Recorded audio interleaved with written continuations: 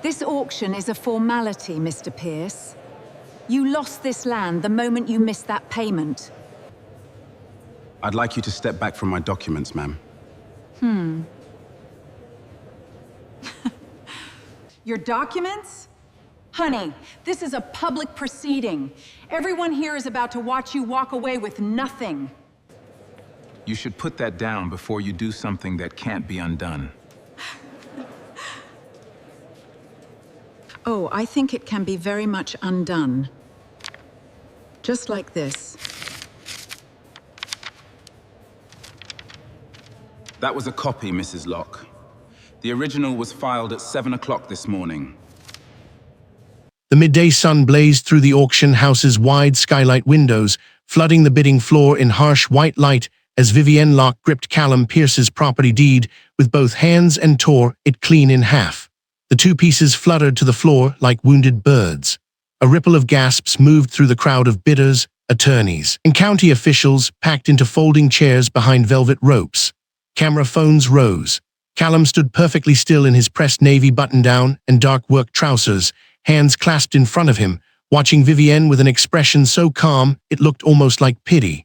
Vivienne straightened the collar of her ivory blazer over her fitted white blouse, raised her chin, and announced to the room that the Pierce parcel was hers and always had been. Not one person in that auction house, not the auctioneer, not the county clerk, not the 3 lawyers Vivienne had paid to be there, knew that a federal quiet title action had been filed in the Eastern District Courthouse before the sun fully rose, or that every fraudulent transfer in the chain of title had already been photographed, dated, and submitted as evidence. What Vivienne Locke had no idea about was that the woman who had secretly photographed 30 years of falsified county land records from inside that very courthouse was Callum Pierce's grandmother, and she had hidden every photograph inside the hymnal she carried to church every single Sunday of her life. Before we go any further, drop a comment telling us where in the world you are watching from. And make sure you subscribe right now, because tomorrow's story is one you absolutely cannot miss. The Harwick County Public Auction Hall was not a grand building by any measure. It was a converted grain warehouse on the eastern edge of town, its bones still showing in the wide plank pine floors and the corrugated metal ceiling that turned every sound into something larger than itself. But on this particular Tuesday in late April, under a sky that had no interest in being subtle, skylight panels running the length of the roofline poured in so much noon light that the room felt surgical, exposed, like a stage where every shadow had been swept away on purpose. There were 114 people present. Callum Pierce had counted them when he walked in that morning, moving quietly through the rows, nodding at faces he recognized and studying the ones he did not. He had arrived early. He always arrived early. Vivienne Locke had arrived with a convoy. 3 black SUVs in the parking lot, 3 attorneys in pressed charcoal suits ranged behind her like a formation, and an air of absolute certainty that filled the room the moment she stepped through the door. She was a tall woman in her early 60s, silver-haired and composed in the way that only people who have never truly been refused anything can manage. The ivory blazer she wore over her white blouse caught the skylight and threw it back. She moved through the auction hall like she already owned the floor beneath her feet. She had, by every reasonable calculation she had performed, already won. The auctioneer, a lean man named Gerald Fitch, who had been conducting county proceedings for 19 years, called the Pierce parcel at 11:47 in the morning. He read the legal description in his practiced flat tone: 480 acres in the rural Eastern District, parcel identification number, tax map reference, currently in status, and barely reached the second line before Vivienne Locke was already moving toward the presentation table where Callum Pierce's document envelope had been placed at check-in. What happened next took 11 seconds. Callum Pierce would later be able to account for every one of them. He watched Vivienne Locke pull his document envelope from the table. He said, clearly and without elevation in his voice, that he would like her to step back from his documents. She smiled at the room rather than at him, the kind of smile that is meant to be witnessed rather than shared. She told him it was a public proceeding and that everyone present was about to watch him walk away with nothing. He told her she should put that down before she did something that could not be undone. She told him it could be very much undone. And then she tore his deed in half with both hands, and the room made a sound like a single held breath, released all at once.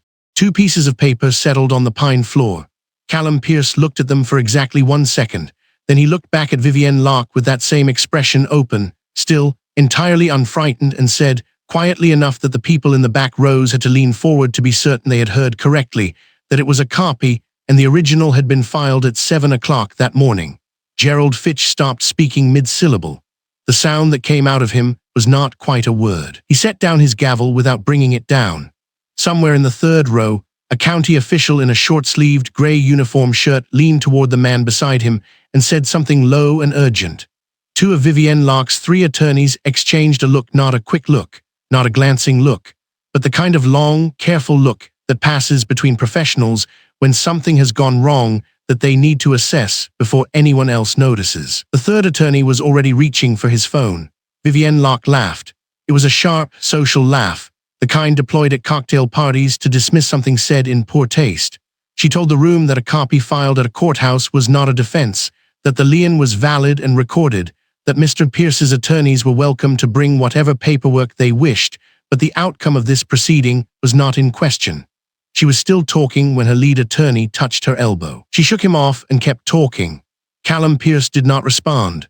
He stood where he had been standing since she began speaking, slightly to the left of the presentation table, hands still clasped in front of him, feet planted at shoulder width in his dark work trousers, and he watched her with an expression that a person might wear while waiting for a predictable thing to finish happening.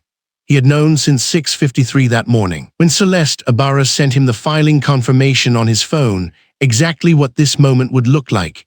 He had prepared himself for all of it, the tear, the laugh, the performance. The only thing he had not prepared for, and could not have, was how quiet his grandmother's voice would be inside his chest when it finally arrived. Estelle Pierce had pressed the hymnal into his hands on a Thursday afternoon in the winter, 6 days before she died. She had been sitting in her kitchen in the yellow light of the overhead fixture, wrapped in her house robe, and she had lifted the book from the side table where it had rested every morning for as long as Callum could remember. It was a dark green hymnal, its cloth cover worn pale at the spine and corners, its pages thickened and stiff from years of handling. She held it out to him with both hands and told him, in a voice that was tired but entirely precise, that the land would never be taken if he followed her instructions exactly. He asked her what he meant. She told him to start at the beginning and read everything, and that when he was done reading, he would know exactly who to call. He had not understood what she meant that afternoon. He had taken the hymnal home and set it on his own kitchen table under the overhead light and sat in front of it for a long time before he opened it. What he found inside it had taken his breath in a way that nothing in his adult life had managed before. But that was not this moment. This moment was the auction floor and the skylight overhead, and Vivienne Locke's voice filling the space between the pine walls with the sound of her certainty. Callum drew one slow breath through his nose. The memory of his grandmother's kitchen light dissolved. He returned to the room. He looked at the torn halves of the deed on the floor and felt the specific, deep calm of a man who knows something the room does not know yet, and who has learned from long study of a woman who carried her secrets inside a hymnal for 32 years that silence is its own kind of power. He knew what was in the filing. He knew what was in the hymnal. He knew what Celeste Ibarra had submitted to the Eastern District Clerk at 7:03 that morning, the photographs, the chain of title, the 19 fraudulent transactions that Estelle Pierce had spent 3 decades quietly, patiently, carefully building into a case that no one alive had known she was building. He knew all of it, and he had not told a single person in this room because his grandmother had taught him, by example, that the most powerful information is the kind you hold until exactly the right moment and then release without ceremony. Vivienne Locke was still speaking. Her lead attorney had stopped trying to interrupt her. The third attorney had made 2 phone calls in rapid succession and was now standing very still with his phone held at his side, looking at the floor with the expression of a man doing arithmetic he does not want to finish. The auction hall doors at the far end of the room opened. Vivienne Locke did not notice immediately. She was mid-sentence, facing the room, laying out the case for why the Pierce parcel had been legally and properly brought to auction, and why any subsequent legal challenge would be handled through the appropriate channels and resolved in the appropriate manner. She had used the word appropriate 3 times. She was reaching for it a 4th time when the shift in the room's attention finally registered the way heads turned, the way Gerald Fitch straightened behind his podium, the way every camera phone that had been pointed at her drifted in a single slow tide toward the back of the room. Celeste Ibarra walked through the doors in a burgundy blazer over a crisp white blouse and deep charcoal slacks, her natural hair pinned precisely, her stride unhurried and exact. She was carrying a federal court filing stamp. Not a folder, not a briefcase, just the stamp, held at her side in one hand. Visible from 40 feet away to anyone who knew what it meant. She walked down the center aisle without looking at Vivienne Locke. She looked at Callum Pierce. He gave her a single small nod. She stopped at the presentation table, set the filing stamp down on the surface with a sound that was almost nothing, and turned to face the room. Vivienne Locke's laugh had died somewhere in the middle of the aisle. What replaced it was not panic, not yet, but something adjacent to it. Something that moved behind her eyes while the rest of her face held its position through sheer disciplined force. Her lead attorney stepped forward and said something to her in a voice too low for the room to catch. She did not respond to him. She was looking at the filing stamp on the table. She was looking at Callum Pierce, who was still standing with his hands clasped, still wearing that expression that was not quite pity and not quite patience, but lived somewhere in the dignified country between them. The room was perfectly quiet. 114 people, every camera phone still raised. The midday light still pouring through the skylights without mercy or discretion, making shadows impassable and hiding nothing. And Callum Pierce, standing in the center of all of it, thinking about his grandmother's kitchen and a worn green hymnal, and a woman who had spent 32 years preparing the truth for the exact moment it would be needed most. He was the calmest person in the room. He had earned the right to be. The question hanging over every person in that auction hall, over Vivienne Locke and her 3 attorneys, and Gerald Fitch, and the county officials, and the 114 witnesses with their camera phones raised, was one that none of them could yet answer. What exactly had been filed at 7 o'clock that morning, and what was inside that hymnal, and how long had Estelle Pierce known that this moment was coming? That question had only one answer, and it was going to take the rest of this story to tell it. The land did not look like a battlefield. That was the first thing you had to understand about it. It looked like morning. Callum Pierce stepped off the porch at 5:47, the eastern sky the color of a bruised peach, light coming slow and flat across the fields in long golden sheets that turned the soil a dark amber wherever it caught. The canvas jacket he wore was the color of dried moss, worn soft at the elbows, zipped over a white thermal that had been washed so many times the fabric had the texture of paper. His work jeans were the color of midnight mud, the knees stiffened with dried clay. He had owned this jacket for 9 years. He planned to own it 9 more. He walked the north fence line first. That was how Estelle Pierce had taught him to start every morning north fence, then east, then south, moving with the sun the way she said his great-grandfather Alton Pierce had always done. Alton Pierce had set those first fence posts himself in the spring of 1951, driving them into Eastern District soil that nobody wanted him to own, on land that 2 different real estate agents had refused to sell him until a third one, desperate for the commission, had taken his certified check and handed over the deed with the kind of face that told Alton Pierce the man expected the whole arrangement to fall apart by autumn. It had not fallen apart, not in 1951, not in 1968 when Alton Pierce died and left 480 acres to his son Raymond, not in 1989 when Raymond Pierce died and left it to his daughter Estelle. Not yet. Callum pressed one hand flat against a cedar post as he walked. The wood was solid, darkened with age and weather, but it did not give. He had learned early that the posts Alton Pierce set were sunk deeper than anyone thought necessary, 2 feet deeper than county code required. Estelle Pierce had told him that once, standing in this exact spot, both hands wrapped around a cup of coffee that had gone cold while she talked. She said Alton did it on purpose. She said he knew that anything he built on that land would need to be harder to pull up than they expected. Callum Pierce understood that differently now than he had at 22. He was halfway down the east line when he heard the truck. Marcus Beaumont's F-250 came down the service road trailing a rooster tail of orange dust, moving too fast for 6 in the morning, moving too fast for any reasonable hour, which told Callum everything he needed to know about his cousin's condition before the door opened. Marcus Beaumont was 38 years old, 6'2", built like a man who had spent 15 years doing the physical work of farming because he had, and when he climbed out of that truck and slammed the door with both hands, the sound crossed the field like a rifle crack. "You want to tell me," Marcus said, walking toward him through the knee-high grass at the field's edge. Exactly how calm you're planning to stay. Callum did not answer immediately. He watched his cousin close the distance, reading the set of his jaw, the way he was holding his shoulders. Marcus wore a red flannel shirt over a grey long-sleeve undershirt and dark work pants, his boots already damp from the dew. "I'm always calm," Callum said. "That's what I mean." Marcus stopped 3 feet away.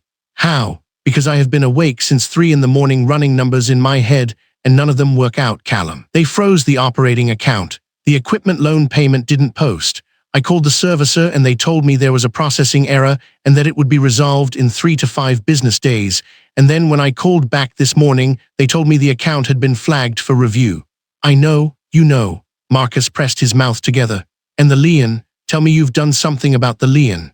3 weeks earlier, a title company called Meridian Abstract had sent a certified letter informing Callum Pierce that a lien had been discovered on the Pierce parcel, a mechanic's lien from a grading contractor dated 1987, predating Estelle Pierce's ownership, supposedly still attached to the title. Callum had never heard of it. Estelle Pierce, who had administered her father Raymond's estate personally and meticulously, had never mentioned it. There was no record of it in any closing document from any of the 3 times the Pierces had refinanced in 30 years. "I've done something about the lien," Callum said. "What does that mean?" "It means I've done something about it." Marcus looked at him for a long moment with the expression he had been using on Callum since they were children, part frustration, part something that resembled awe against its will. Then he turned and looked out across the field, both hands going to the back of his neck.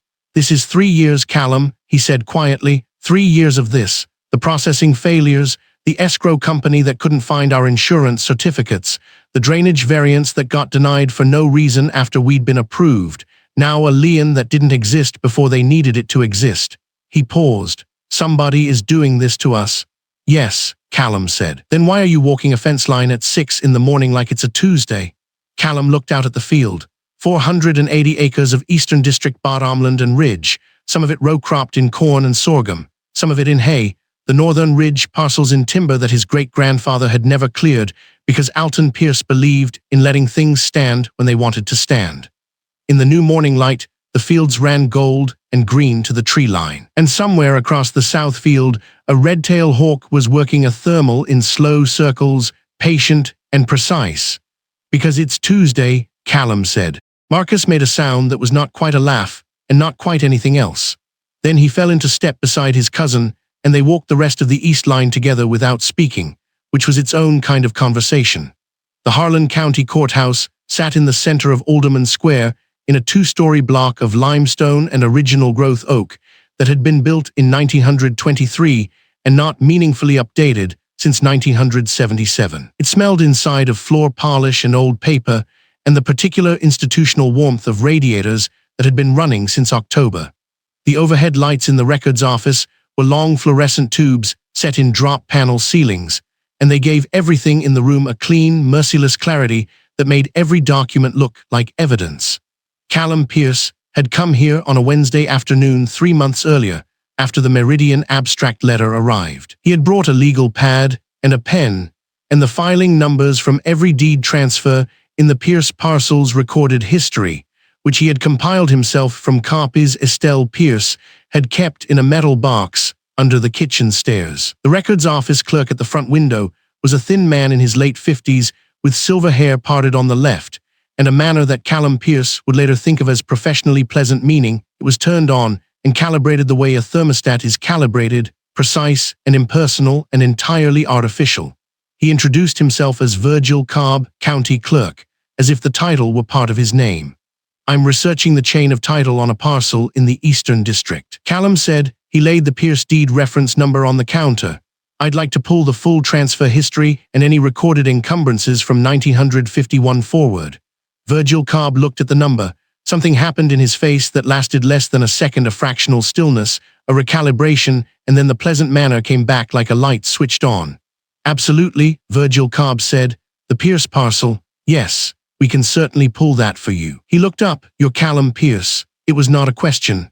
"I am," Callum said. "I was sorry to hear about your grandmother," Virgil Cobb said, and his voice carried precisely the right weight of sincerity, exactly as much as courtesy required and not 1 degree more.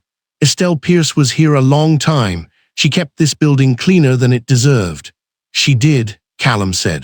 Virgil Cobb pulled the records himself rather than asking the junior clerk to do it. He was back in 11 minutes with a folder that was thinner than Callum expected and arranged it on the counter with the same calibrated helpfulness, walking Callum through the transfer history with a guided efficiency that should have been reassuring and wasn't.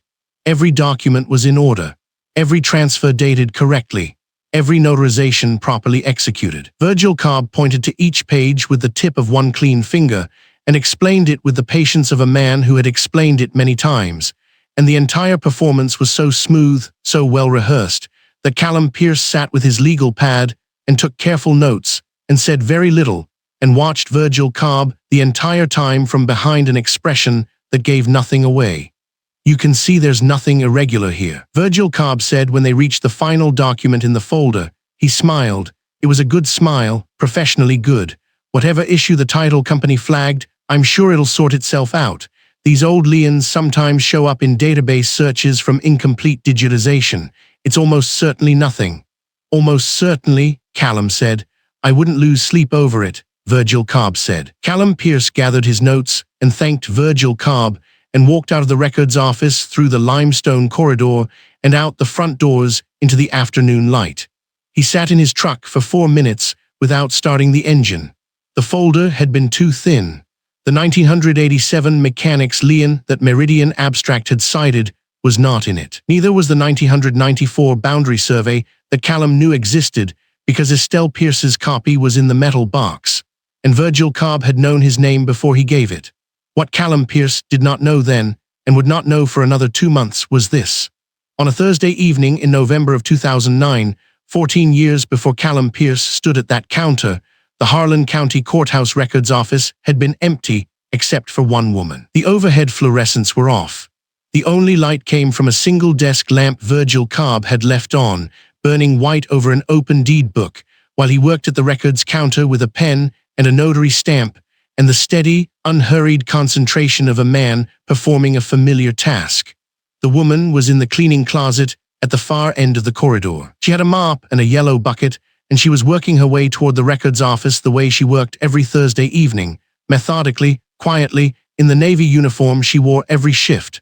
Her name was Estelle Pierce. She was 61 years old. She had worked in that courthouse for 22 years at that point, long enough that the building knew her footsteps and nobody paid them any attention. She came through the records office doorway and stopped. Virgil Cobb was bent over the deed book, with his pen moving in slow, deliberate strokes across a line of recorded text. He had not heard her come in. He did not look up. Estelle Pierce stood in the doorway with both hands on the mop handle and watched him alter a document that had been filed and sealed and was supposed to be immutable. And she understood exactly what she was looking at because Estelle Pierce had spent 2 decades learning to read every document in that building, quietly in the margins of her working hours, because she had always believed that knowing what the records said was the only way to know when they were lying. She did not make a sound. She did not move. She stood in the doorway in the thin spill of light from the desk lamp, and she watched Virgil Cobb finish what he was doing, close the deed book, and replace it on the shelf with the same professional care he brought to every public-facing performance of his job. Then he picked up his coat and his briefcase and walked out the side door without turning on the overhead light, and Estelle Pierce stood alone in the records office in the near dark. And in the silence, she made a decision that would take her 32 years to fully execute, and that would cost her nothing she was not already prepared to pay. She went back to the closet. She got her camera. Reverend Ezekiel Drummond was not a man who used the telephone for small things. When he called Callum Pierce on a Tuesday morning in the 3rd week of March, 3 days after Estelle Pierce had been laid into the red clay soil of Calvary Rest Cemetery, he said only 7 words. Son, you need to come to the church. And something in the deliberate weight of those 7 words told Callum Pierce that this was not about grief casseroles left on a fellowship table or a request to sort through the Pew Bible his grandmother had kept in her designated spot for 41 consecutive years. He pulled on his canvas jacket over a gray long-sleeve shirt and dark work trousers, laced his boots without sitting down, and drove the 12 miles to First Calvary Baptist without turning on the radio once.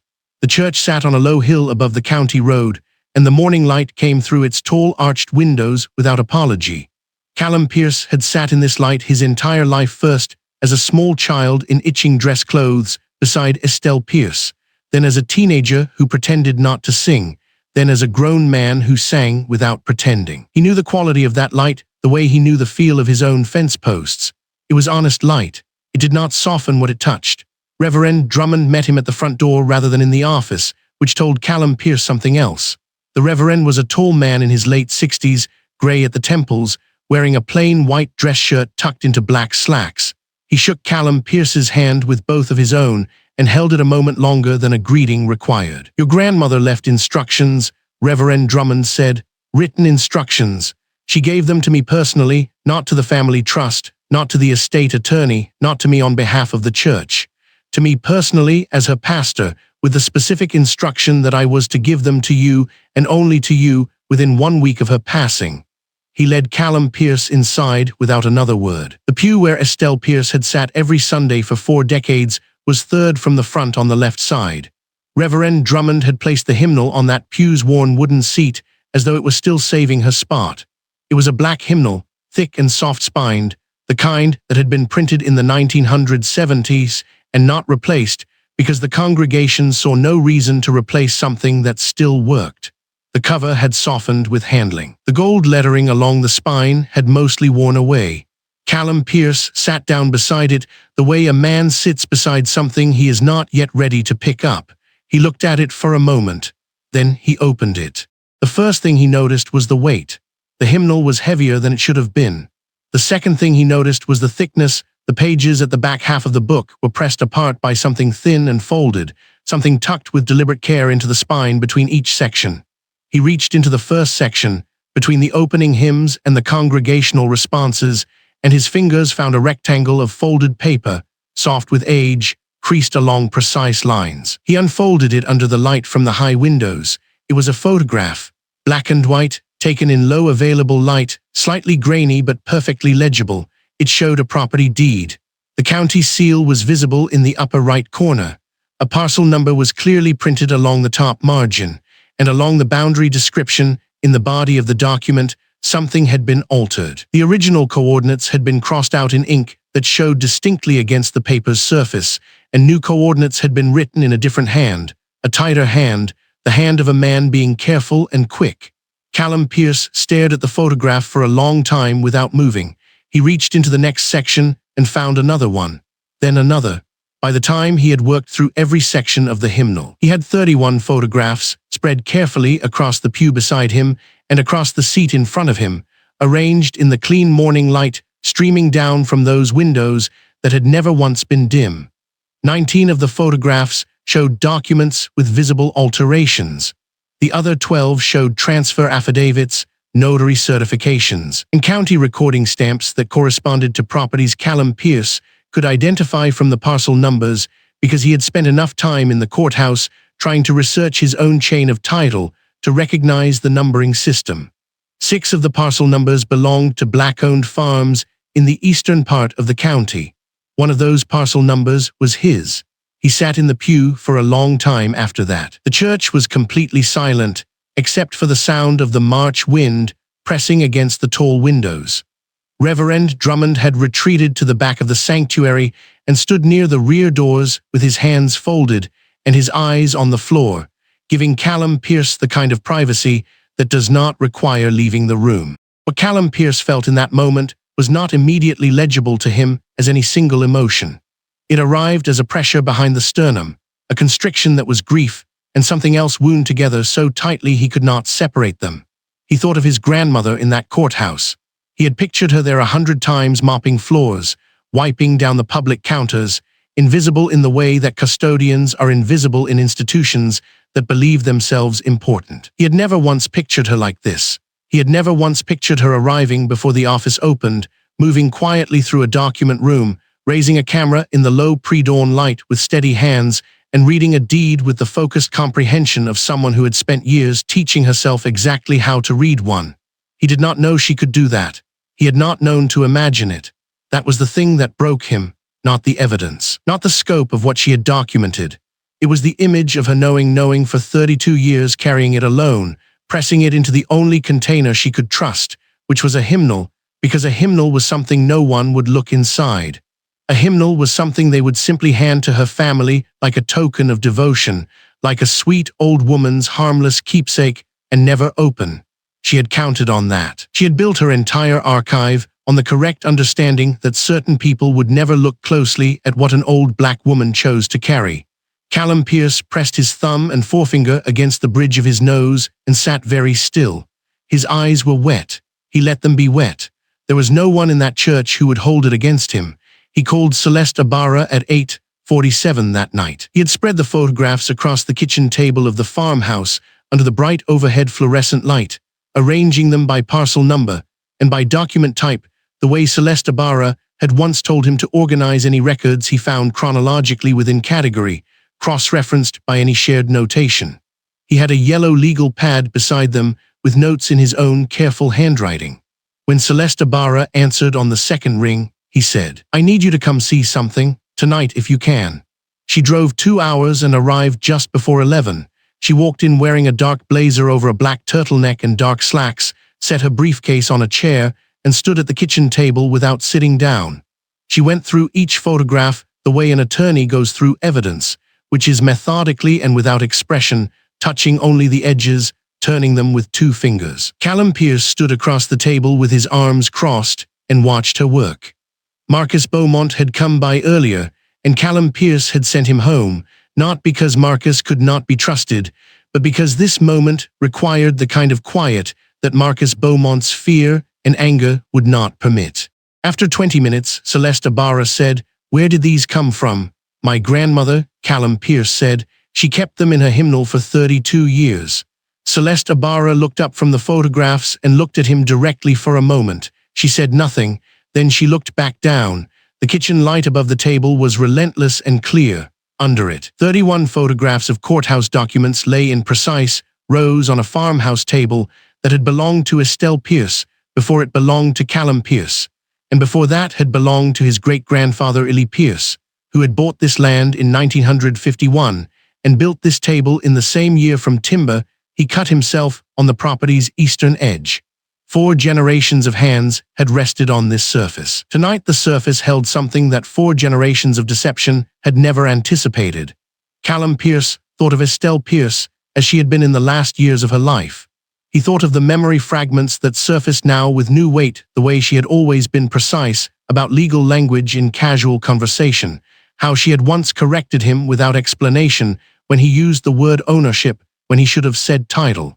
He thought of her telling him, the week before she died, her voice papery and deliberate, that the land could never be taken from him if he followed her instructions exactly. He had thought at the time she was simply speaking from the fear that old people develop near the end, the fear that the things they love will not survive them. He had held her hand and told her he understood. He had not understood at all. He had understood nothing. He understood now. Celeste Ibarra turned over the last photograph and set it down. She was quiet for a moment. Then she picked up the yellow legal pad and read through his notes, running her finger along each line.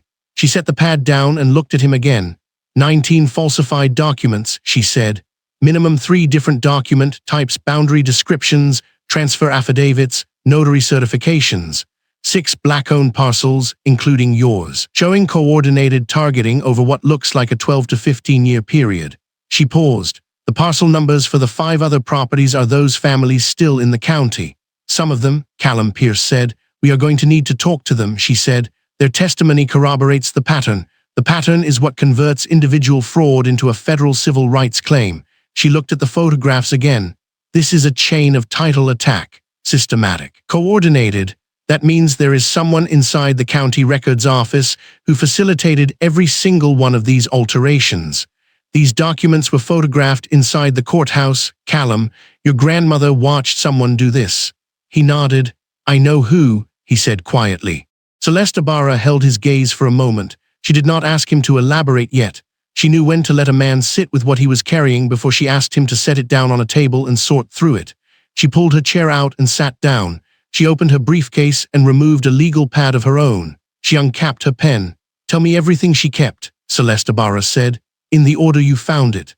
Callum Pierce sat down across from her and began. They worked through the night under that overhead light. going photograph by photograph, building the architecture of a federal case on the same table where Estelle Pierce had once shelled corn and written grocery lists, and bowed her head for evening grace. At some point around 2 in the morning, Celeste Ibarra set her pen down and looked across the table at Callum Pierce with an expression that had moved past attorney professionalism into something more direct. "You have enough to file federal," she said. Callum Pierce nodded once. Outside, the March wind moved through the 480 acres that still bore his great-grandfather's name. The fence posts stood where they had always stood. The land did not know what had been decided at this table tonight, but it did not need to. It had already been waiting 32 years for someone to be ready. Estelle Pierce had known exactly who that someone would be. The morning light came through the tall east-facing windows of Vivienne Locke's estate office in long, clean panels, falling across Italian marble floors and bouncing off the white lacquered surface of the project table at the room's center. The table was the size of a small dining room, and every inch of it was covered in architectural renderings, topographical surveys, county parcel maps, and projected revenue models printed on paper that cost more per sheet than most people spent on lunch. Vivienne Locke stood at the head of that table in an ivory blazer over a fitted white blouse, her silver blonde hair swept back with the kind of precision that takes 30 minutes to make look effortless. She was 58 years old, and she carried those years the way certain women carry expensive jewelry deliberately, and with the full expectation that everyone in the room would notice. Preston Locke stood across from her, his jacket folded over the back of a chair he had not sat in. He was 31, tall like his father had been, and he had his mother's eyes pale and measuring, but something softer lived behind them, something that had not yet calcified the way Vivienne's had. He was the project manager for the Locke Resort Corridor. He had been the project manager for 3 years. He understood every number on that table. What he was only beginning to understand was the weight underneath the numbers. Vivienne pressed 2 fingertips to the map's center point and said, "This is the Pierce parcel, 480 acres. Without it, the corridor breaks here and here." She traced 2 lines with her nail, moving across the topographical contours like a general reading a battlefield. The access road to the northern properties runs through it. The water rights we need for the spa facilities on parcels 4 and 5 are accessed from it. The entire design assumes it as the geographic center. Remove it and you don't have a resort corridor. You have 7 separate and worthless investments. Preston Locke looked at the map where her finger had stopped. He said, "The auction is today." "The auction was today," Vivienne said, and the past tense carried a weight of certainty that was not arrogance so much as a reflex. The way a person who has never been turned away at a door simply stops anticipating the possibility. By now, it's a formality. The deed issue was theater. The man brought a copy of his own deed to a public auction. His attorney made an entrance. It was theater. She moved to the east side of the table and gestured at a layered document set held together by a black binder clip. "The title is already moving through Virgil's office. By end of week, we close on the parcel acquisition, and by the end of the month, we break ground on the northern access road." She picked up a rendering of the finished resort, a pale stone facade set against rolling hills, the kind of image that appeared in architecture magazines and investor prospectuses. She held it the way people hold things they genuinely love. 15 years, Preston. This is 15 years of work coming into form." Preston Locke looked at the rendering. He said quietly, "Virgil Cobb." Vivienne set the rendering down. "What about him?" "He's the county clerk." "He is. He's been the county clerk for 11 years. "He has been very good at his job," Vivienne said, and she did not look up from the table when she said it. Preston Locke picked up his jacket from the chair back. He held it in one hand and did not put it on. "If anything goes sideways with the title documentation, nothing is going sideways. If it does," he said, and this time he did not drop the sentence. "If it does, the connection between Virgil's office and Meridian Title Services is a matter of public record, and Meridian Title Services is 60% owned by Clearwater Holdings, which is a private investment vehicle," Vivienne said, and now she did look up. Her voice had not changed in temperature, but her eyes had. "That is not a matter of public record.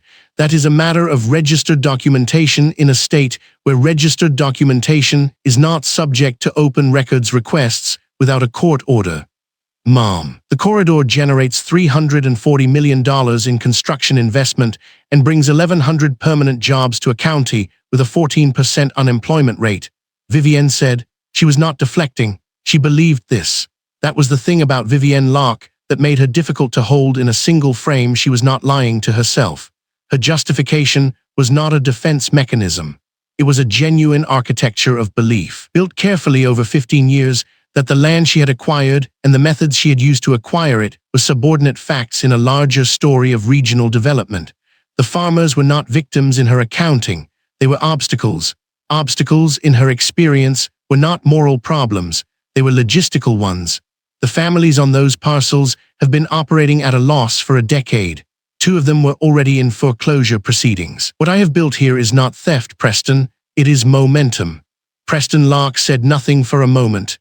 In the overhead light and the east window panels, his face was very clear, and what lived on it was not agreement, not quite argument, but something unresolved that had been sitting there for longer than today. He put his jacket on. Vivienne turned back to the table. Hartwell is coming by at 2 o'clock. Commissioner Hartwell, I want you here. Commissioner Dale Hartwell had attended the groundbreaking ceremony for the first Locke development project 12 years ago, had been photographed shaking Vivienne Locke's hand in the county paper, and had received a consulting retainer of $40,000 a year from a LLC whose sole stated purpose was regional economic research. He had voted in favor of every zoning variance the corridor project required. He had fast-tracked 2 environmental review waivers. He had never once asked Vivienne Locke a question she had not prepared an answer for in advance. "I'll be here," Preston Locke said, and there was nothing in his voice that told you whether he meant it the way she needed him to mean it. He left the office, and Vivienne Locke turned back to her map. She placed both palms flat on the table, over the center point, over the Pierce parcel, and she looked at the full spread of the corridor the way you look at something you have waited a long time to have and can almost finally feel in your hands. Her phone rang at 11:47. She picked it up without looking at the screen. Her assistant, from the sound of the voice but not the assistant's usual tone. "Mrs. Locke, there's a call from the auction house. Gerald from, I'll take it." Gerald from the Eastfield auction house had a voice that belonged to a man who spent his professional life managing other people's expectations, and in this moment, his expectation management was failing visibly through the phone. He told her that a federal court filing had been made on the Pierce parcel that morning. A quiet title action, filed at 7 in the Eastern District. Vivienne Locke said, "That's not going to affect the auction." Gerald said the auction had been paused pending review of the filing status. Vivienne Locke said, "Call my attorney." She said it the way she said most things, with the calm of a person who has said a version of it before and always seen the situation resolve. She hung up. She walked to the window and looked out at the grounds of the estate, at the gardens designed by a landscape architect she had flown in from Amsterdam, at the stone path that curved toward the pond her father had stocked with fish when she was 9 years old. This was her ground. This was where she had grown up understanding what it meant to own things, not rent them, not borrow them, not manage them for someone else, but own them in the oldest, deepest sense of the word. Her father had taught her that land was not an asset.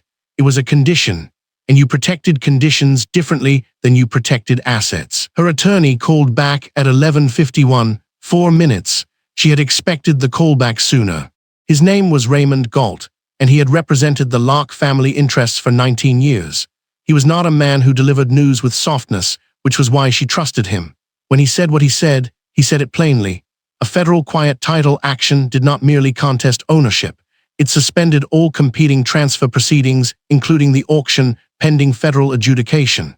It triggered a chain of title review going back to the original disputed grant. If the plaintiff's filing included evidentiary support, which a competent attorney would ensure it did before filing federal, then every transaction in that chain was subject to court scrutiny. Everyone. And depending on what that scrutiny found, the court had the authority to void not only the current transfer, but any transfer that had passed through a fraudulent link in the chain. Vivienne Locke said nothing for a moment. The window light was flat and even and very bright on her face. Raymond Galt said, "Vivienne, I heard you," she said. "Who is the plaintiff's attorney?" "I don't know. Find out today. This morning if possible." A pause. A quiet title action filed with evidentiary support in federal court before a public auction means someone has been preparing this for longer than we knew.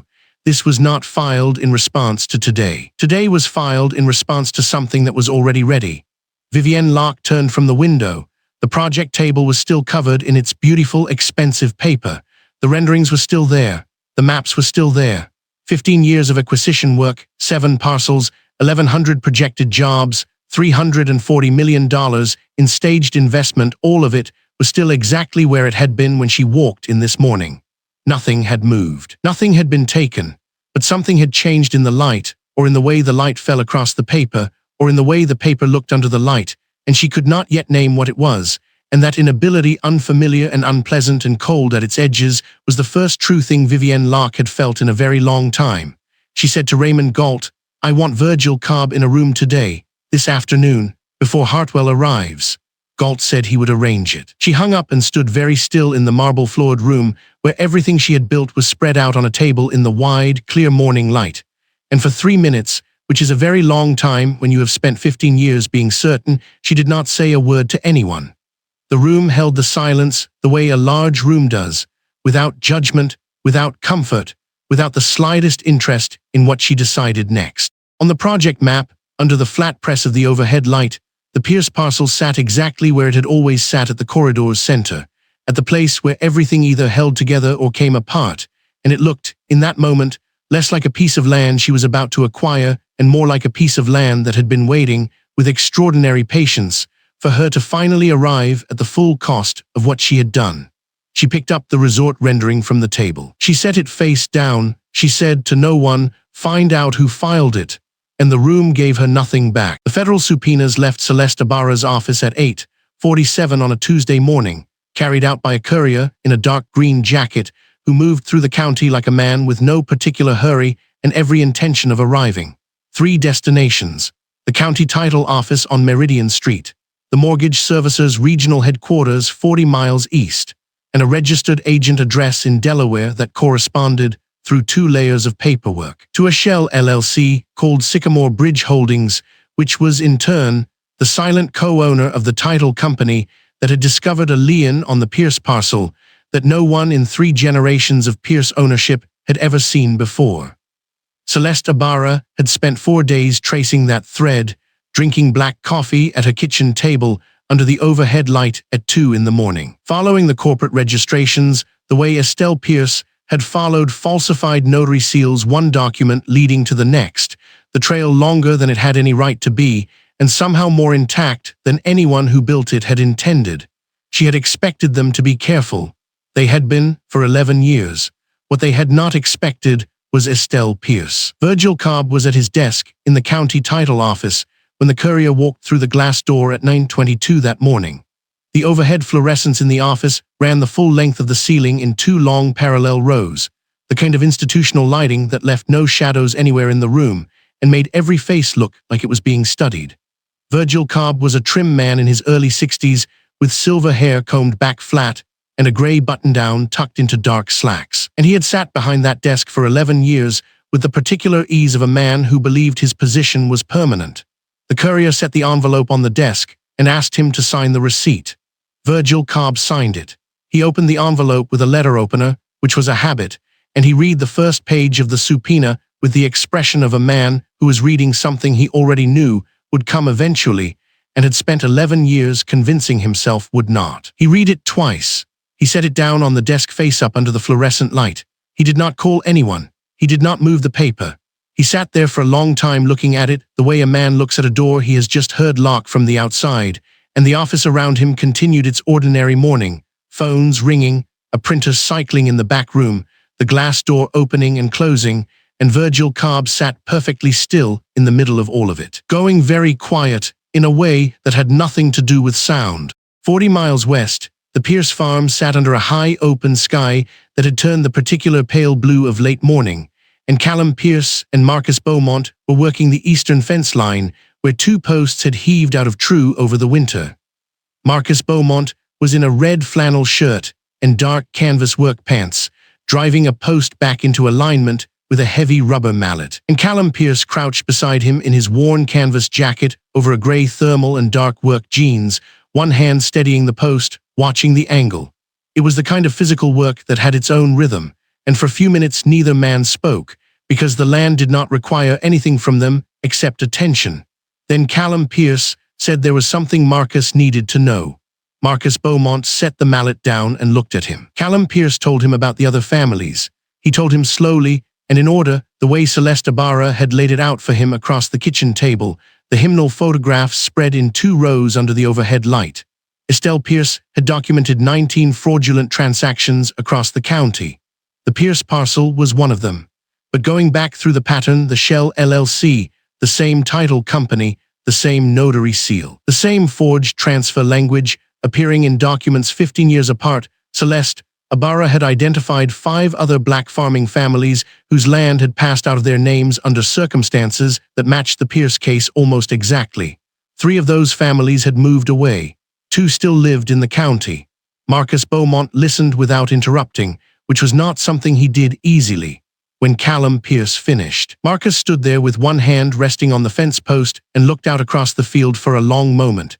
He said their names, the Morrows, the Tillman family out on Route 9. He said he went to school with Deshaun Tillman. He said he remembered when the Tillmans lost that land. Everyone said it was a tax issue. He said that's what everyone said. Then Marcus Beaumont said they had to be told. Callum Pierce said he knew. Marcus said it again, differently. And what he meant was that he understood why Callum Pierce had come to him first, out here on the fence line, where there was no one to watch either of them, because what Callum Pierce was carrying was not just a legal case anymore. It was 20 years of other people's grief that had been given a name and an explanation, and delivering that to someone was not a legal task. It was something else entirely. Callum Pierce nodded once. He picked up the mallet, and they set the second post together without speaking. He drove to the Morrow property that afternoon. Clara Morrow was 81 years old and lived in the house her late husband had built on a half-acre lot on the county's south side, the only land the family had left after the 1998 transfer. She answered the door in a pale blue housecoat over a white long-sleeved shirt and slippers, and her eyes were clear and sharp, and moved over Callum Pierce's face with immediate recognition, even though they had not spoken more than a handful of times in his life. She said she had seen him on the news. She said, "Come in." Her kitchen was small and bright, with a window above the sink that let in direct afternoon light across the linoleum floor. She made coffee without asking if he wanted any, and Callum Pierce sat at her kitchen table with the photographs in a manila folder and waited until she sat down across from him. He told her what he had told Marcus. He said Celeste Ibarra had traced the pattern. He said the same parties who had tried to take the Pierce parcel had taken the Morrow family's farmland in 1998 through a title transfer that appeared, based on the documentation Estelle Pierce had preserved, to carry a forged signature. Clara Morrow did not move. Callum Pierce opened the folder and took out the photograph, a courthouse document shot on film in low light, the image crisp enough to read every word. And on the signature line at the bottom, where Earl Morrow's name was written, the handwriting did not match the signature on the original deed filed in 1974, which Celeste Ibarra had pulled and compared. The loop on the capital E was wrong. The crossbar on the T was wrong. Earl Morrow had died in March of 1997. The transfer was dated November 1998. His widow had received a letter from the county title office informing her that her husband had executed a transfer instrument before his death and that the property had passed to a holding company per his instruction. Clara Morrow had believed it. She had been 66 years old and 3 months into widowhood and had believed it. She looked at the photograph for a long time. Then she pressed both hands flat on the table and her shoulders came down and she wept. Not loudly, not with any performance. She wept the way a person weeps when something they have carried for 26 years is finally given its true weight and its true name, and the sound of it was very small in that bright kitchen, and Callum Pierce sat across from her and did not look away. He did not tell her it would be all right. He did not say anything that was not true. He told her that Celeste Ibarra believed her account of receiving that letter, the letter she had described to her children and her pastor and her neighbors for 26 years, the letter everyone had told her to let go of, would be among the most important corroborating testimony in the federal case. He told her that what had been taken from her family had a documented record, preserved by a woman who had understood what it would mean someday, and that the record had never burned. Clara Morrow straightened up slowly. She asked who had kept it. Callum Pierce told her. He told her about Estelle Pierce, about the courthouse job, about the hymnal, about 32 years of photographs folded into the spine of every chapter like pressed flowers kept against some future season. Clara Morrow was quiet for a moment. Then she said she remembered Estelle. She said she saw her every Sunday for years at church. She said she always thought there was something unusual about the way Estelle carried that hymnal, held it close like it was fragile. She said she thought it was just devotion. Callum Pierce said it was. He drove to the Tillman property on Route 9 the following morning. That conversation was different, shorter, and harder in a different way. Deshawn Tillman's mother had passed 2 years prior, and the man who answered the door was her youngest son, 43 years old, standing in his driveway in a gray sweatshirt and dark jeans in the clear morning light.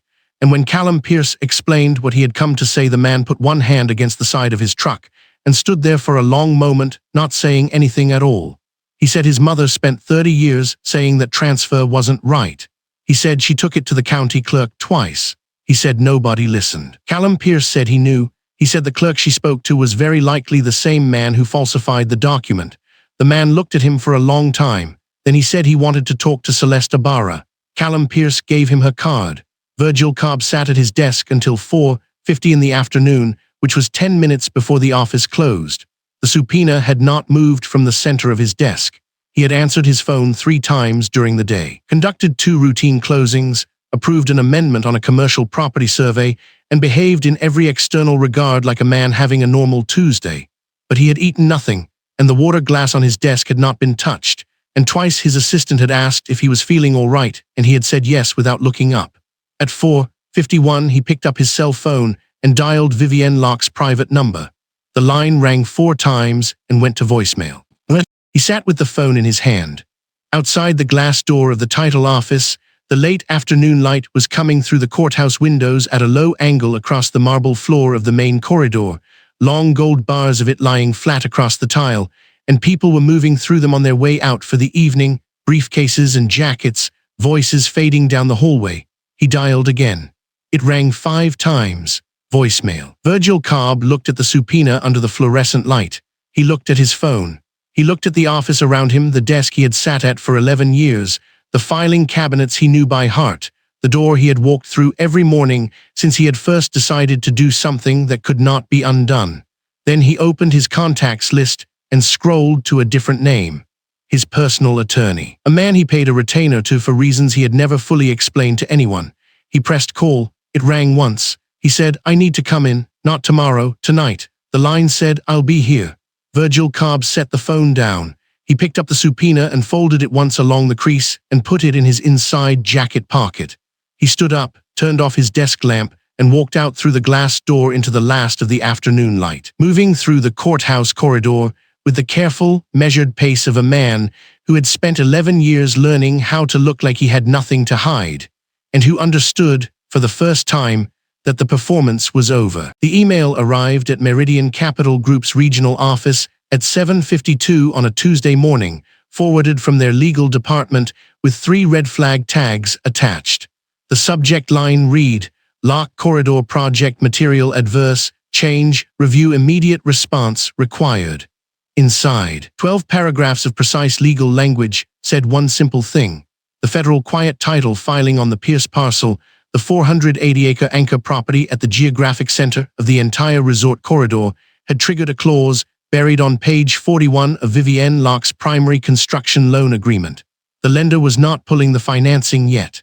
They were doing something Vivienne Locke's attorneys would tell her was actually worse. They were reviewing it. A loan under review is a loan that breathes differently. Contractors don't get paid. Drawers don't move. Subcontractors start asking questions, and questions on a project of that scale move fast. By 9 a.m., the project foreman for the corridor's Phase 1 groundwork called Preston Locke's cell phone and asked what was going on. Preston Locke was sitting in his car in the parking structure beneath the Locke Group's downtown office building. Dark gray quarter zip still on, his hands on the steering wheel, not moving. His phone lit up with the call. He watched it ring until it stopped. He had been in that car for 22 minutes. On the seat beside him was a printed copy of Lena Satterfield's article, published 4 days earlier in the Eastern District Courier and picked up within 48 hours by 2 national outlets. The headline sat above a photograph taken inside the auction house, Vivienne Locke mid-tier. Both hands gripping the deed copy, her face arranged in an expression of absolute certainty. And across from her, Callum Pierce, hands clasped in front of him, navy button-down, expression so still it looked like the photograph had been staged. The contrast between the two of them in that image had done more damage to the Locke Group's public standing than any legal filing could have managed on its own, because photographs don't require interpretation. They just exist. And people look at them, and they understand what they are seeing. Lena Satterfield's article went 5,000 words deep. She had the Shell LLC. She had the name of the title company Vivienne Locke co-owned through it. She had the county commissioner's name attached to 3 separate campaign finance disclosures that traced back to LLCs registered to addresses that shared a zip code with Vivienne Locke's estate. She did not yet have Virgil Cobb's name in print, but she had enough that 3 of the 7 landowners whose parcels formed the resort corridor had already called their own attorneys. 2 of those 3 had received title transfers within the last 9 years. The 3rd had inherited land with a deed that now, in the light of everything Lena Satterfield had published, looked like something worth having a second attorney examine. Preston Locke finally picked up the printed article and got out of the car. Vivienne Locke's estate office occupied the entire eastern wing of the house's 2nd floor, lit by a row of recessed overhead lights that ran the length of the ceiling and threw clean white light across every surface. The project maps were still spread across the center table, weighted at the corners with small glass paperweights, the Pierce parcel marked with a red boundary line that made it look like a keystone, which it was. Vivienne Locke stood at the far end of the table in a cream linen blazer over a fitted ivory blouse, reading the email from Meridian Capital Group's legal department on her phone, her reading glasses on, her expression the expression of a woman who had been managing crises for 30 years and had learned that the first version of every crisis was always louder than the actual damage. She heard Preston Locke's footsteps in the hall before he knocked. She did not look up when he came in. She set the phone face down on the table and removed her reading glasses and said, "Close the door." He closed it. He was holding the printed article. She saw it. She did not react to it. "I read it," he said. "I assumed. The Shell LLC." He stopped. He put the article on the table because holding it while he talked to her felt like an accusation he wasn't sure he was ready to make out loud. "The title company, Mom. I've been on calls with that title company. I've signed off on closings that went through that company. I didn't know it was yours." "It's the Locke Group's," she said, as if the distinction mattered. "That's not what I'm saying." She moved to the chair at the head of the table and sat down, not because she was tired, but because sitting was a way of settling the room's temperature, and she knew that. "The attorneys are handling the federal filing. The Meridian review will take 60 days minimum. And by then, the quiet title motion will have been argued and dismissed. Callum Pierce's attorney is 1 person against our 3-firm team. The math is not complicated." Preston Locke looked at the project map. He looked at the red boundary line around the Pierce parcel. He had walked that parcel once, 2 years ago, standing in the field in his work boots, looking at the acreage and running numbers in his head the way she had taught him to. He remembered thinking it was beautiful land. He had not let himself think past that. "There are 6 other families in Lena Satterfield's article," he said, "not just the Pierces. 6 families over 20 years. The article says the evidence in the federal filing documents a pattern going back to—" "I read the article, Preston. Did you do it?" He said it the way people say things they have been working up to for longer than the conversation they're currently in. "All of it. The other families, the lien they put on the Pierce property, the payment processing failure on their mortgage. Did you plan that?" The overhead lights were bright enough that there was nowhere in that room to be in shadow. Vivienne Locke looked at her son with an expression that was not guilt, and was not defiance, and was something more difficult than either, the expression of a person who has organized their entire moral architecture around the word progress and is now being asked to examine the foundation. "I built something," she said. "I built something that will employ 2,000 people and generate $40 million in annual tax revenue for a county that has been economically stagnant for 15 years. That is what I built. That's not what I asked you. The attorneys will handle it." Preston Locke was quiet for a long moment. In that silence the room was very still, and the overhead lights made everything look exactly as it was, without softening. "I'm not coming to the federal hearing," he said. She looked at him. "I'm not coming to stand next to you in that courtroom. Whatever happens there, I'm not going to be in that room." He picked the article up from the table. "I need to talk to my own attorney. I need to understand what my exposure is. I need to know what I signed that I shouldn't have signed." He left without raising his voice. He left without slamming the door. The door clicked shut behind him with the quiet sound of something that cannot be unlatched again. Vivienne Locke sat at the head of the table. She did not reach for her phone. She did not call her lead attorney. She looked at the project map, at the red boundary line around the Pierce parcel, at the 15 years of work spread across 7 parcels and 41 inches of architectural paper, and she sat with it. Across town, at 11:14 that same morning, Virgil Cobb arrived at his office in the county records building 12 minutes late, which was unusual enough that the front desk clerk noticed. He was wearing a light blue short-sleeved dress shirt and khaki trousers, and he walked to his desk with the specific deliberateness of a man who has made a decision and is now performing normalcy while carrying it. On his desk waiting was the federal subpoena. It had arrived the previous Friday. He had spent the weekend with it. His wife had asked him twice what was wrong. He had told her twice that work was complicated. Virgil Cobb had worked in that courthouse for 19 years. He had altered his first record for Vivienne Locke's title company 11 years ago, a relatively minor boundary adjustment on a rural parcel, done in exchange for a number that had felt, at the time, like a windfall. He had told himself it was a one-time arrangement. That was the thing about one-time arrangements. They created the infrastructure for the next one. By year 3, he had a system. By year 7, he had done it 23 times.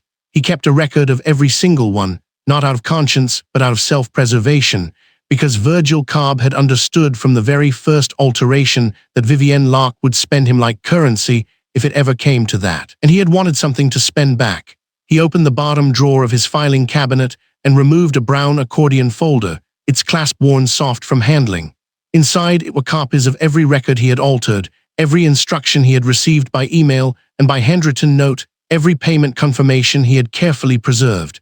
He had never told Vivienne Locke these copies existed. He had told himself they were insurance. He was right. At 11:30, Virgil Cobb called a number he had looked up 2 nights earlier. The phone rang twice. Ibarra Law, the receptionist answered. "My name is Gerald Finch," Virgil Cobb said, using his personal attorney's name because they had agreed on this, "and I'm calling on behalf of a client who has information material to the Pierce quiet title matter. My client is prepared to enter into a cooperation agreement. He has documentary evidence that has not yet been subpoenaed. He would like to discuss terms." There was a brief pause. "Please hold." Celeste Ibarra took the call herself. She listened for 4 minutes without interrupting, which was characteristic of her. She asked 2 questions. The first was about the scope of the documents. The second was about the client's current legal exposure. She asked Gerald Finch to have his client available for a call the following morning at 9. She thanked him and ended the call. Then she sat back in her chair in her office under the bright overhead light, her legal pad open in front of her, and looked at what she had just written. 11 years, 23 transactions, documentary originals, preserved off-site. She thought about Callum Pierce sitting at his kitchen table with the Hymnal open in front of him, the photographs spread across the surface, his hands perfectly still. She thought about what it meant that an old woman with a mop and a camera and 32 years of quiet determination had built an archive that matched, point for point, what a frightened man in a courthouse had spent 11 years preserving for himself. Both of them, separately, had understood that the truth needed a witness. And now those 2 archives were about to walk into the same federal courtroom. Celeste Ibarra picked up her pen and made a note at the bottom of the page. She underlined it once. Then she called Callum Pierce. He answered on the second ring, the way he always did. "Virgil Cobb's attorney just called," she said. "He wants a cooperation agreement." A brief silence, not the silence of surprise. The silence of a man who had been patient for a very long time and was still being patient now, because patience was not a performance for Callum Pierce. It was the only way he knew how to carry something this heavy without dropping it. "All right," he said. "He has records, his own copies, 11 years worth, independent of your grandmother's photographs, independent of our subpoenas." "All right," Callum Pierce said again, outside his window. The farmland was open under a midday sky, the kind of bright, cloudless light that shows you everything without embellishment. The fence lines ran straight across the acreage, the same lines his grandmother had walked, the same lines he had walked at dawn the morning of the auction. 480 acres. His great-grandfather's name on a deed. His grandmother's whole life folded into the spine of a hymnal. Vivienne Locke was sitting in an empty office, looking at a map of something she was no longer going to build. Callum Pierce was standing on his land. "When do we move?" he said. "Federal hearing is in 11 days, Celeste Ibarra said. "We're ready." The federal courthouse for the Eastern District sat on the corner of Meridian and 4th Street, a broad limestone building with wide windows that ran floor to ceiling along the south wall. By 8:45 in the morning, the October sun was already cutting through those windows at a low, hard angle, landing across the gallery benches in long, flat panels of white light. The overhead fluorescent banks supplemented everything the sun missed. So the courtroom was lit with an almost clinical completeness, every surface visible, every face exposed. There was nowhere to sit in shadow. There was nowhere to hide. Callum Pierce arrived at 8:15 in a deep charcoal button-down shirt, buttoned to the collar, with black slacks, and his good leather shoes, the ones he saved for his grandmother Estelle's church services. He sat down at the plaintiff's table, set both hands flat on the wood surface, and looked straight ahead at the empty bench. Celeste Ibarra sat to his left in a fitted black blazer over a deep burgundy blouse, her case files organized into 4 labeled folders in a row in front of her, a yellow legal pad centered above them, her pen uncapped. She had been in this courthouse twice before on unrelated matters. She looked like she had grown up in this room. Marcus Beaumont was in the gallery, second row. Wearing a pressed blue shirt tucked into dark gray trousers, the effort in his clothes visible and deliberate. He had not said a word to Callum since they walked through the security line. His jaw was set. His hands were in his lap. He had come because Callum was his blood, and because Estelle Pierce was his grandmother too, and because if he stayed on the farm this morning, he would have broken something by noon. Vivienne Locke entered at 8:52. She came through the side door with 2 attorneys flanking her, both men in dark suits, one of them carrying a leather trial bag that looked like it cost more than a month of the Pierce farm's operating expenses. Vivienne Locke wore a pale gray blazer over a white collared shirt, the collar precisely folded, a single strand of cream pearls at her throat. Her posture was the same architectural composure she had carried into the auction house, shoulders squared, chin level, eyes forward. But those eyes were doing something different now. At the auction house, her gaze had moved like a landlord surveying property. This morning, her gaze moved like a person counting exits. She did not look at Callum Pierce when she sat down. Callum Pierce noticed. He said nothing. Judge Bernard Ashworth entered at 9 o'clock exactly. He was a large man in his early 60s with close-cropped silver hair and the bearing of someone who had presided over proceedings far uglier than this one and found none of them entertaining. He settled into the bench, adjusted his reading glasses, and opened the case file before him with the practiced efficiency of a man who had already read every document in it twice. This is the quiet title action filed in the matter of Pierce versus the County of Harlan and Locke Development Associates, Judge Ashworth said. His voice was measured and entirely without theater. We are here on the plaintiff's motion for summary judgment on the quiet title claim. Counsel for plaintiff, you may proceed. Celeste Ibarra rose, buttoned the single button of her blazer, and walked to the podium. She began with the land itself, not the law. The land. 480 acres in the Eastern District, purchased in 1951 by Callum Pierce's great-grandfather with cash money and recorded deed, maintained and worked and taxed without interruption for 73 years. She established the chain of title across 3 generations in 4 clean sentences. She let the unbroken continuity of it settle into the room like a foundation being poured before the walls go up. Then she opened the first folder. The photographs that Estelle Pierce had taken across 32 years of early mornings in the county courthouse had been digitized, authenticated by a forensic document examiner, and printed at full size for federal exhibit. Celeste Ibarra placed the first exhibit on the projector. The image filled the screen to the right of the bench, a county title record from 1993, photographed in the low pre-dawn light of an empty records office, showing an original parcel boundary notation, and beside it in a different ink, an alteration that had been made to that boundary. The forensic report confirmed the ink dates were separated by a minimum of 2 years. This is Plaintiff's Exhibit 1, Celeste Ibarra said, the original 1993 boundary notation for the Pierce parcel. The alteration reducing the recorded acreage by 11 acres on the eastern boundary was made after the original filing. She placed Exhibit 2, then 3, then 4. Each exhibit was a step. Each step was deliberate. The courtroom's atmosphere changed the way temperature changes in a room when a window closes gradually, then completely. By the 7th exhibit, the 2 attorneys beside Vivienne Locke were conferring in whispers. By the 11th, the whispering had stopped. Vivienne Locke's hands, which had rested open and relaxed on the table at 9 o'clock, were now folded knuckle-white, one thumb pressing into the back of the other. Callum Pierce watched Celeste Ibarra work. He had heard all of this. He had sat at his kitchen table under the bright overhead light and gone through every photograph with Celeste Ibarra for 3 nights running. He knew the sequence by heart. But hearing it assembled in federal court, document by document, in the clean fluorescent daylight of this room, was different from knowing it. His grandmother had sat in that courthouse through 32 years of mornings. She had carried a mop and a key ring and a camera small enough to fit in her uniform pocket. She had read every document she was not supposed to understand and understood every one of them. He kept his hands flat on the table and his face still. The 19th exhibit went on the projector. It was the most recent fraudulent transfer document dated 14 months ago, showing a forged notary seal on a lien instrument that had never existed before it appeared in the county record. The notary whose seal was used had been retired for 6 years at the date printed on the document. Celeste Ibarra had his affidavit as Exhibit 20. Then she called Virgil Cobb's cooperation testimony. Virgil Cobb did not appear in person. His testimony had been taken under oath in a recorded deposition, and Celeste Ibarra played the relevant excerpts through the courtroom's audio system. His voice came through the speakers flat and tired, the voice of a man who had made his calculation and was now living inside it. He confirmed the first falsification. He confirmed who had instructed him.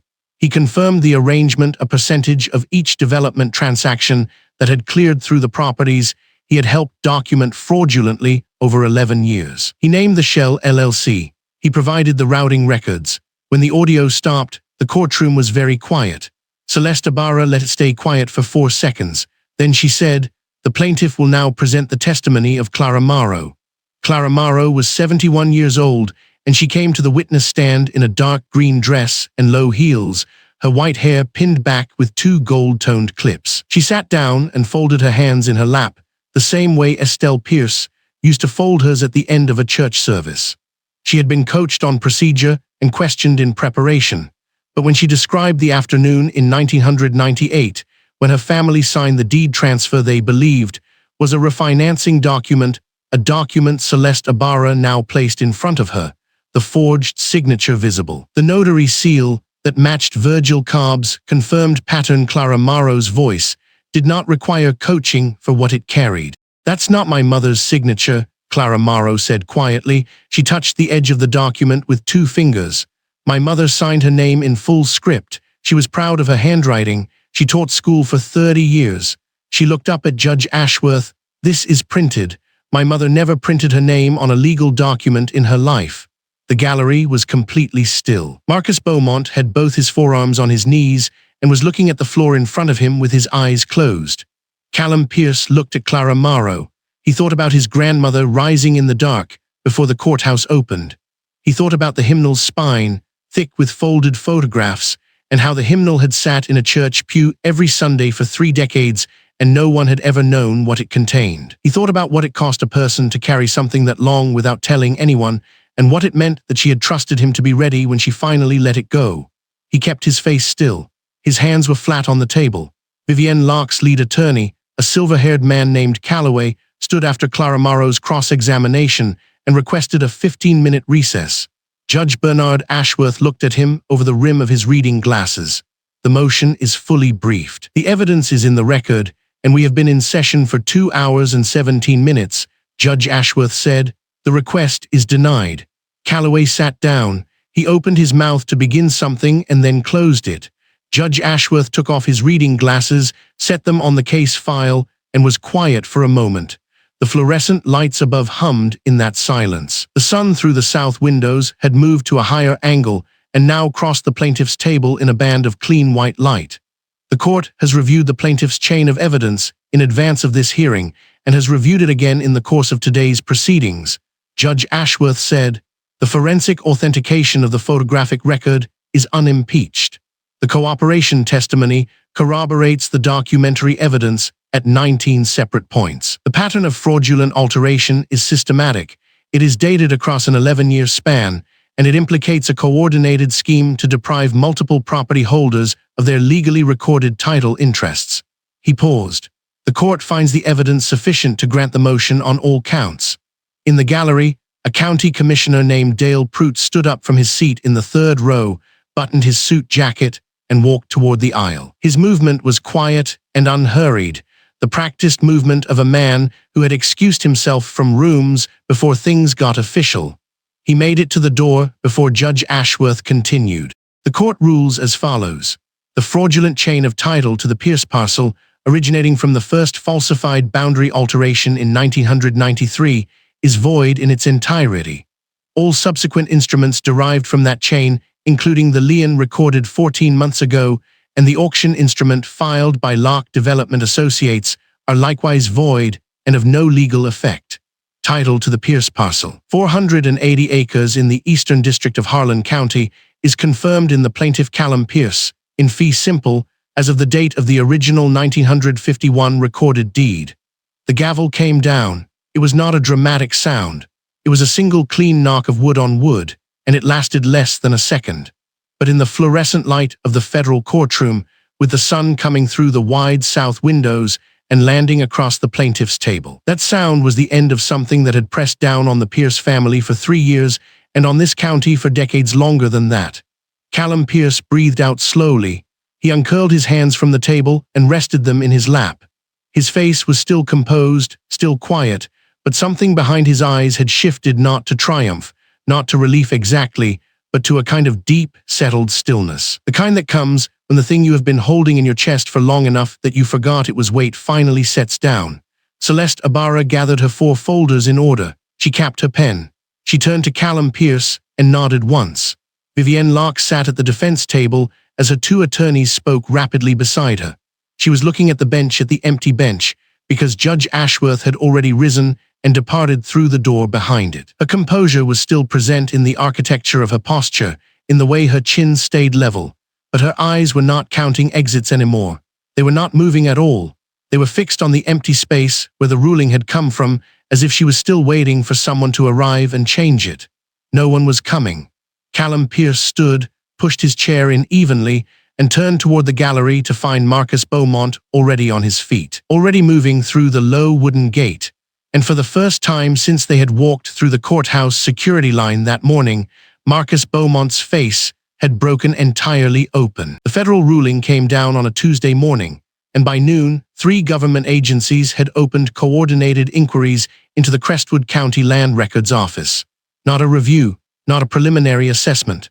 A full forensic audit of every property transfer logged in that courthouse going back to 1988. 35 years of documents.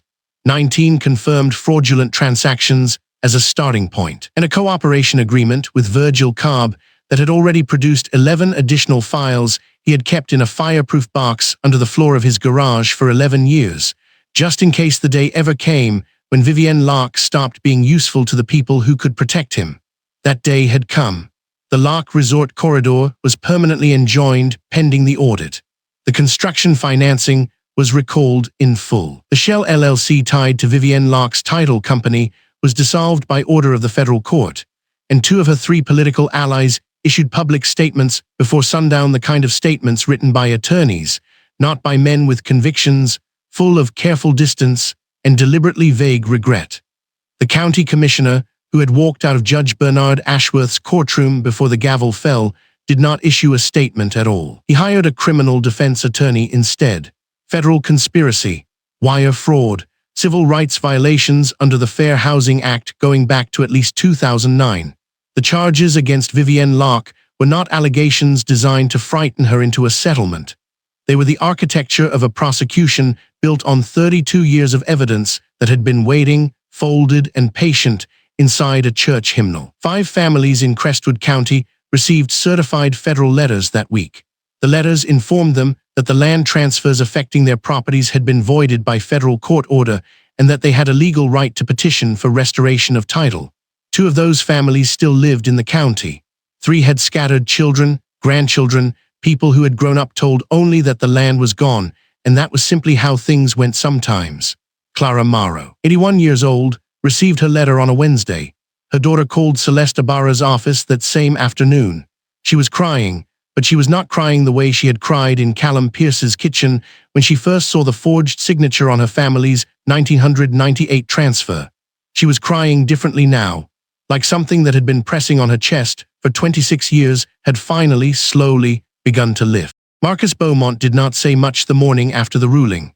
He and Callum Pierce walked the Pierce fence line at sunrise, under a sky that had gone wide and pale gold above the Eastern District fields. The air, carrying the cold, clean smell of late-season soil, turned and resting. Callum Pierce wore a dark canvas jacket over a grey long-sleeve thermal and his mud-dark work jeans. Marcus walked a half-step behind him the way he always did when he had something to say but was not yet ready to say it. They came to the north corner post, the oldest one on the property, weathered to a deep silver grey by 7 decades of sun and ice. Marcus stopped walking. He looked at the post. He looked at the fields beyond it. Then he put one hand on Callum Pierce's shoulder, left it there for 3 full seconds, and turned back toward the farmhouse without a word. Some things do not need to be said to be understood between two men who grew up on the same land. Callum Pierce stayed. He drove to the church that afternoon under full midday light. The building sat quiet on a Wednesday, the parking lot empty, the high windows throwing clean rectangles of sunlight across the wooden pews inside. He let himself in through the side door the way Reverend Ezekiel Drummond had always told the family they were welcome to do. And he walked to the third pew on the left side of the aisle, Estelle Pierce's pew, every Sunday of her adult life. The hymnal was not there.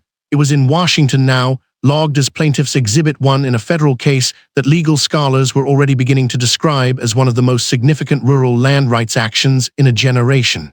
Callum Pierce sat in the empty pew anyway. He rested his hands on his knees. He did not pray out loud. He did not speak. He sat. Reverend Ezekiel Drummond found him there 20 minutes later. The Reverend was a tall man who moved with the unhurried certainty of someone who had spent decades sitting beside people in their most broken and most grateful moments. He did not ask Callum Pierce if he was all right. He sat down beside him in the pew and was quiet for a while first. Then he said that Estelle Pierce used to tell him something in the years near the end of her life, when the weight of what she was carrying must have been enormous. She would say that she was not keeping those photographs for herself. She could not use them. She did not have the legal training or the standing or the resources, but she knew she had always known that the truth does not expire. It only waits. She was keeping them for whoever would be ready. Callum Pierce did not say anything. He nodded once, slowly. And in that nod was 32 years of a woman arriving early to an empty courthouse with a camera, doing the most dangerous and most invisible kind of work, trusting that the seed she was planting would eventually find the right ground. He drove back to the farm in the early afternoon. The sky was open and full overhead, that particular shade of gold blue that only comes in the Eastern District when the season is turning and the light has nowhere left to hide. He walked to the north corner post. He put one hand on it.